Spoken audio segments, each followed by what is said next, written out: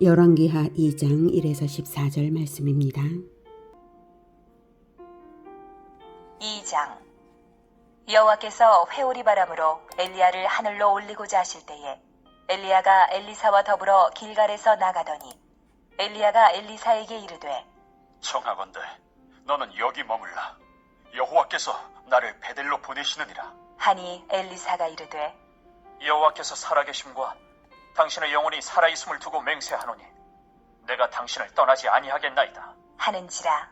이에 두 사람이 베델로 내려가니 베델에 있는 선지자의 제자들이 엘리사에게로 나와 그에게 이르되 여호와께서 오늘 당신의 선생을 당신의 머리 위로 데려가실 줄을 아시나이까? 하니 이르되 나도 또한 아노니 너희는 잠잠하라. 하니라.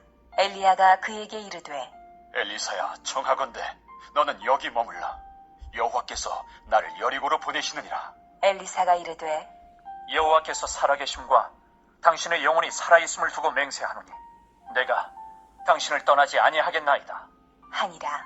그들이 여리고에 이르매 여리고에 있는 선지자의 제자들이 엘리사에게 나와 이르되 여호와께서 오늘 당신의 선생을 당신의 머리 위로 데려가실 줄을 아시나이까? 하니 엘리사가 이르되 나도 아노니 너희는 잠잠하라. 엘리야가 또 엘리사에게 이르되 청하건대 너는 여기 머물라. 여호와께서 나를 요단으로 보내시느니라. 하니 그가 이르되 여호와께서 살아계심과 당신의 영혼이 살아있음을 두고 맹세하노니 내가 당신을 떠나지 아니하겠나이다 하는지라. 이에 두 사람이 가니라. 선지자의 제자 50명이 가서 멀리 서서 바라보매 그 두 사람이 요단가에 서 있더니 엘리야가 겉옷을 가지고 말아 물을 치매 물이 이리저리 갈라지고 두 사람이 마른 땅 위로 건너더라.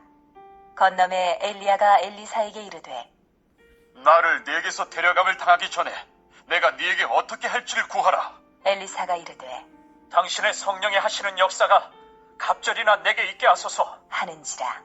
이르되 네가 어려운 일을 구하는도다. 그러나 나를 네게서 데려가시는 것을 네가 보면 그 일이 네게 이루어지려니와 그렇지 아니하면 이루어지지 아니하리라. 하고 두 사람이 길을 가며 말하더니 불수레와 불말들이 두 사람을 갈라놓고 엘리야가 회오리 바람으로 하늘로 올라가더라. 사랑하는 형제 여러분, 11월 9일 수요일 새벽 묵상에 오신 것을 환영합니다. 1장에서는 아하시아에게 하나님의 책망을 전하는 엘리야를 아하시아가 체포하려다가 100명의 군사들과 2명의 50부장이 하늘에서 내려온 불에 타 죽고 아하시아 역시 심판당하는 것을 통해서 하나님을 떠나 우상을 섬기는 자들에게 심판이 반드시 임한다는 것과 구원자는 오직 여호와 한 분뿐이라는 것을 알 수 있었습니다. 2장에서는 엘리야가 드디어 사역을 종결짓고 자기 사역을 후계자에게 계승하고 세상을 떠나는 것을 보여주고 있습니다. 엘리야가 엘리사 및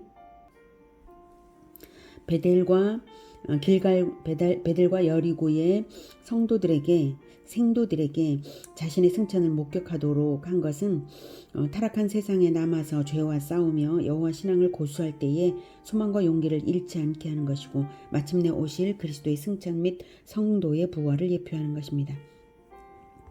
자, 1절 여호와께서 회오리 바람으로 엘리야를 하늘로 올리고자 하실 때에 여호와께서 이 계획을 엘리야만 아니라 엘리사 및 각 선지학교의 생도들에게도 각각 알게 하셨습니다. 이것을 알게 하시는 것은 세 가지 의미가 있습니다. 첫째는 유일한 영적 스승의 떠남을 당하니 사명을 계승하라는 것입니다. 둘째는 죽음 없이 회오리 바람으로 들림받게 하시는 것을 보고 영생의 소망을 가지라는 것입니다. 셋째, 또한 영원한 임마누엘 구원을 이루실 메시아를 소망하라는 것입니다. 또한 이 사건은 오실 메시아의 승천과 부활을 예표하는 사건이 되는 것입니다. 엘리야가 1절 엘리야를 하늘로 엘리야가 엘리사와 더불어 길갈에서 나가더니 엘리야가 엘리사에게 이르되 청하건대 너는 여기 머물라. 여호와께서 나를 베델로 보내시느니라. 길갈과 베델 그리고 4절에 나오는 여리고를 방문하는 것은 거기에 엘리야가 양성한 선지학교들이 있기 때문입니다.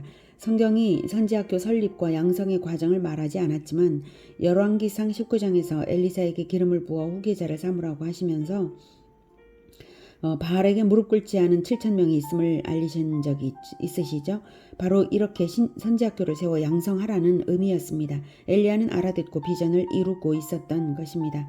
그것이 조용히 이루어지는 일이었고 세상 사람들을 떠들썩하게 하는 일이 아니었으므로 성경도 역시 조용히 그것을 담아두고 있었던 것이죠.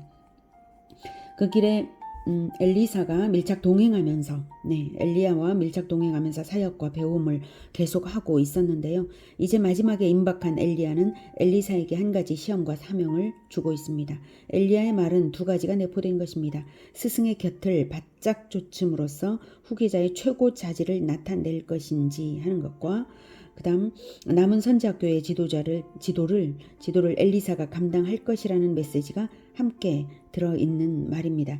엘리사는 그 의미를 알아들었습니다. 그런데 이 두 가지가 서로 상반될 때 어떻게 해야 할까요? 스승을 바짝 따르자니 사역을 내려놓아야 하고 사역을 선택하자니 스승과 떨어져야 한다면요. 여러분 이것을 알아야 합니다. 먼저는 스승의 뒤를 바짝 따라붙는 것이 우선이라는 사실입니다. 이것이 없이는 사역도 성공할 수 없는 것이죠. 그래서 엘리사는 지혜롭게 대답을 합니다.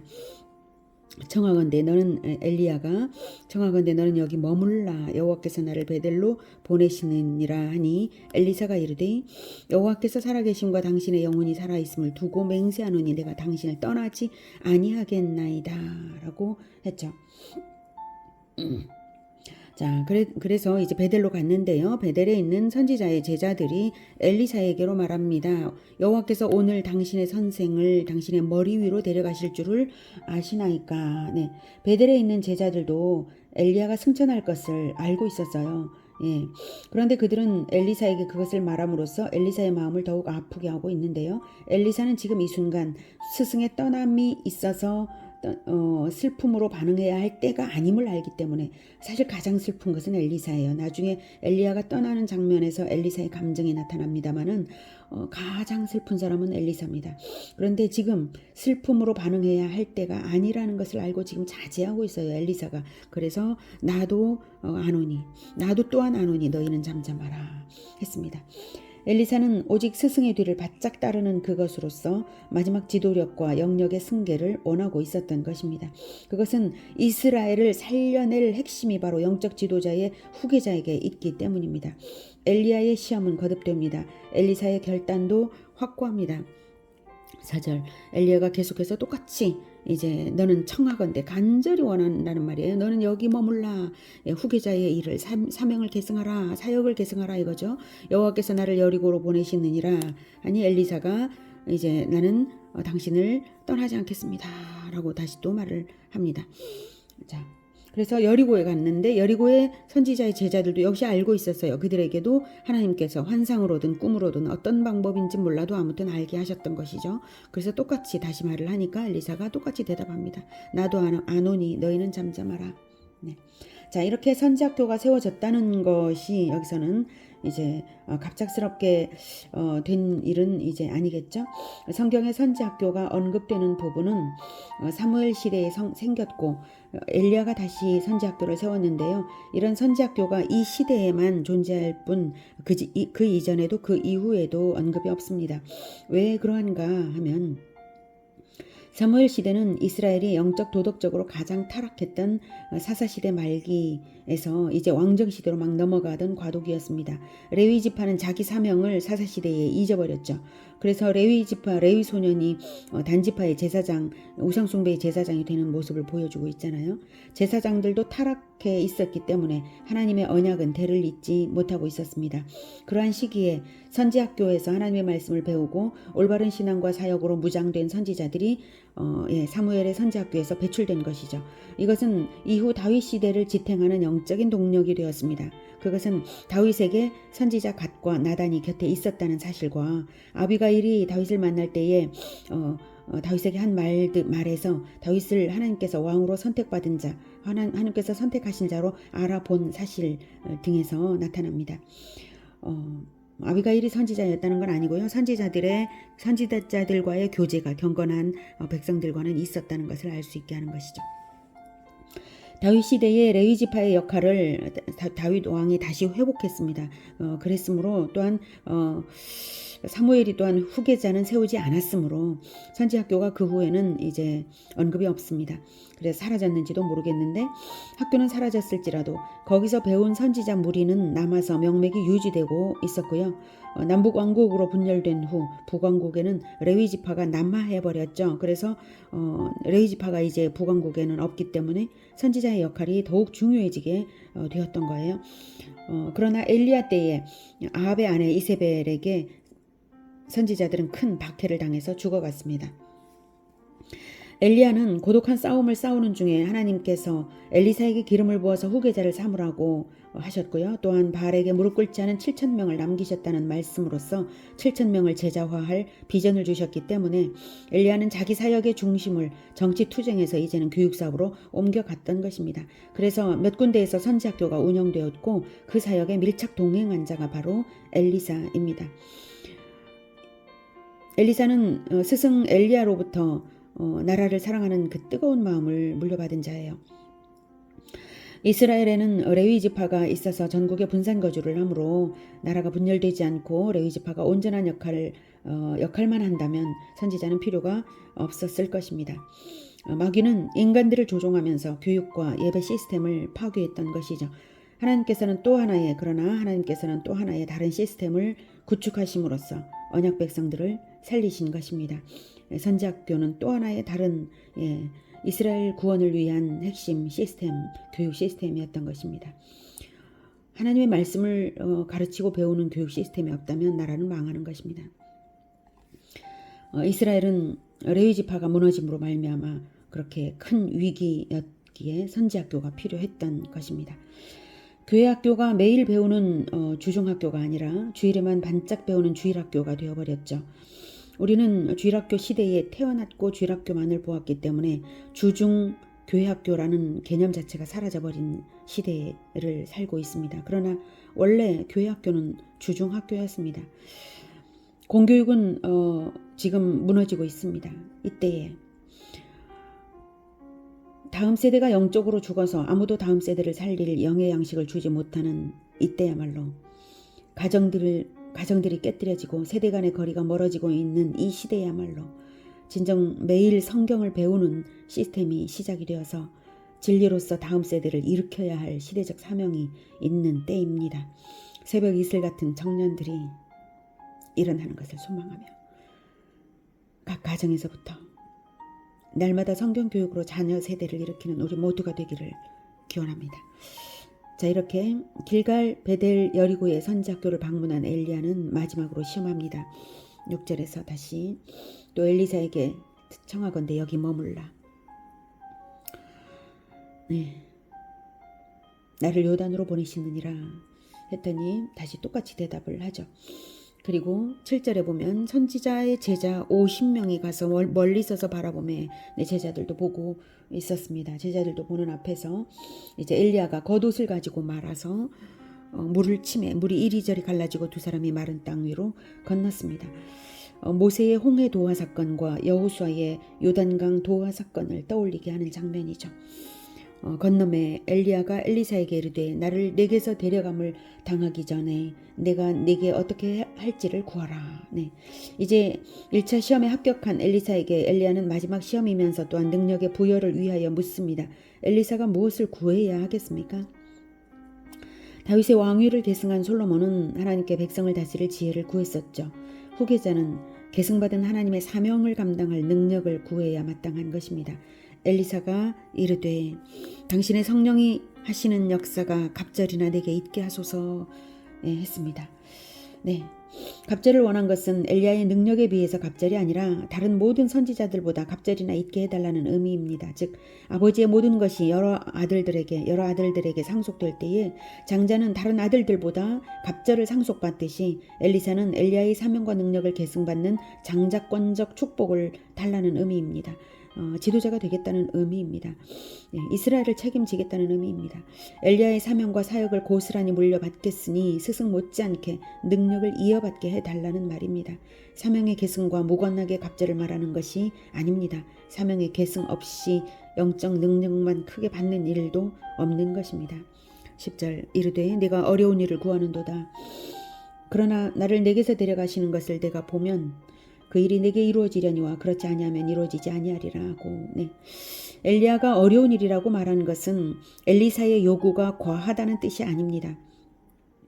엘리야가 간절히 듣고 싶은 응답이었을 것입니다. 어렵다고 하는 뜻은 영역을 주는 것이 엘리야 자신이 하는 일이 아니기 때문에 하는 말이고요. 하나님께서 그렇게 하실 것이라면 너에게 나를 이제 승천시키시는 그 장면을 너에게 승천 장면을 보게 하실 것이라는 표징을 제시하는 것입니다. 즉 영역의 부여 자체가 눈으로 보이는 것은 아니므로 하나님께서 너에게 영역을 크게 부여하신다면 그 사명을 지도자의 사명을 주시는 것이라면 엘리사에게 즉각적으로 그 장면을 보게 하심으로써 능력 부여받음을 확신케 하실 것이라는 뜻입니다.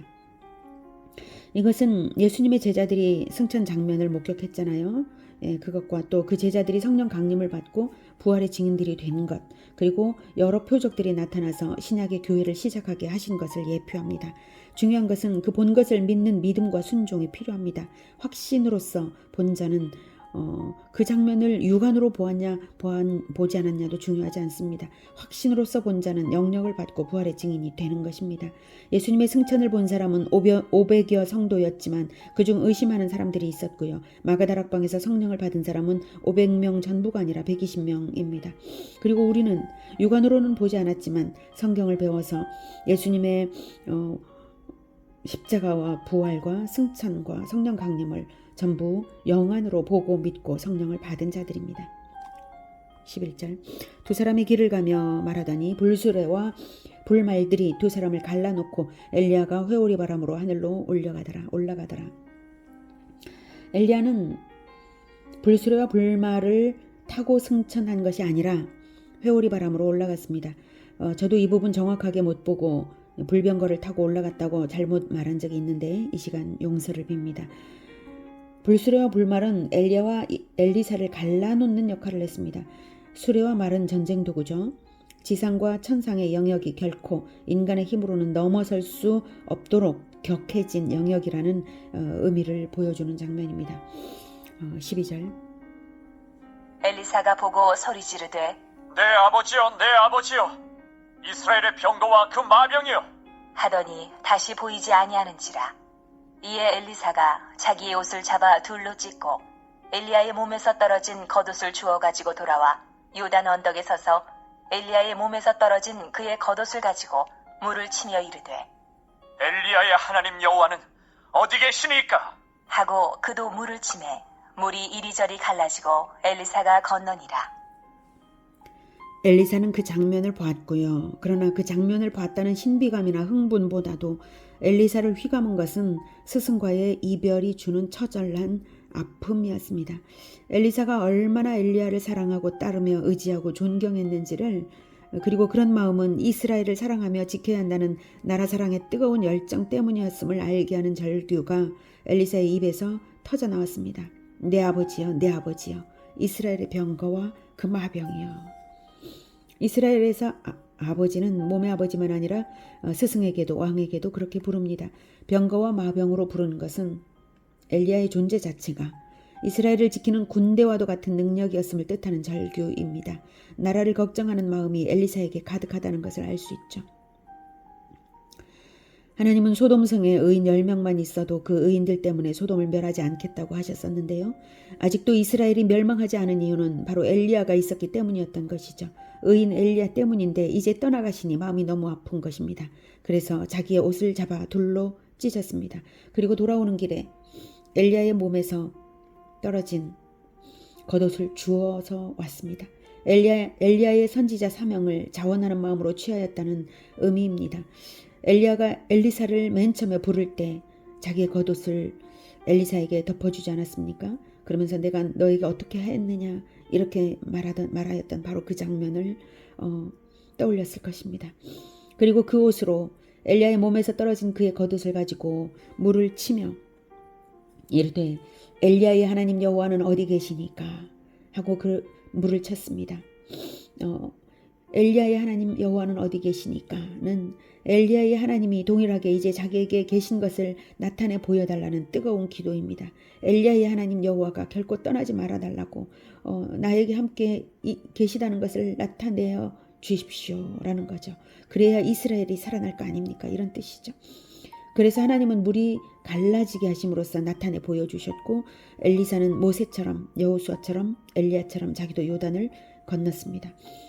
오늘은 엘리야가 떠나는 장면을 통해서 하나님의 소망이 무엇인지를 알게 되었습니다. 그것은 제자 양성이고 예수 제자 양성이고 후계자 계승입니다. 이것이 될 때 능력도 영력도 축복도 계승되는 것입니다. 그리고 그 핵심은 스승을 바짝 따르며 밀착 동행하는 것에 비결이 있습니다. 그리고 자원하는 마음으로 승계받는 것에 있습니다.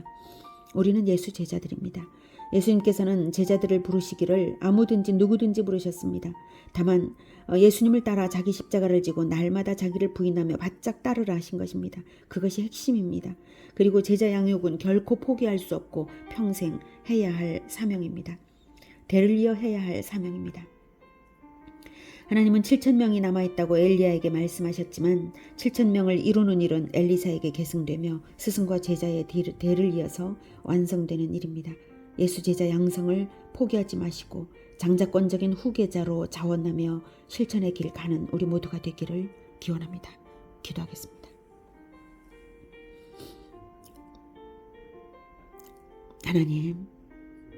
하나님은 영원하신 분이시고 우리는 한순간 살다 떠납니다. 우리가 사는 이 짧은 남아있는 기간 동안 우리가 해야 할 가장 중요하고도 영광스럽고 능력 있고 영원한 일, 그것은 예수 제자 양성인 줄을 믿습니다. 하나님, 우리가 연약한 자들이지만 날마다 자기를 부인하고 오직 예수님의 뒤를 따라 십자가를 지고 예수 제자 양성을 위하여 십자가를 지면서 나아가겠습니다. 우리가 그렇게 할 수 있도록 주님 도와주시옵소서. 엘리야의 심정과 엘리사의 심정을 가지고 이 모범을 따라서 반드시 예수 제자들이 양성되게 하여 주시옵소서. 그리하여 이 나라를 살리고 하나님 나라를 완성해 나아가는 새벽 이슬 같은 청년들이 일어나게 하여 주시옵소서. 예수 그리스도 이름으로 기도드립니다. 아멘. 이어지는 시간은 개인 기도 시간입니다.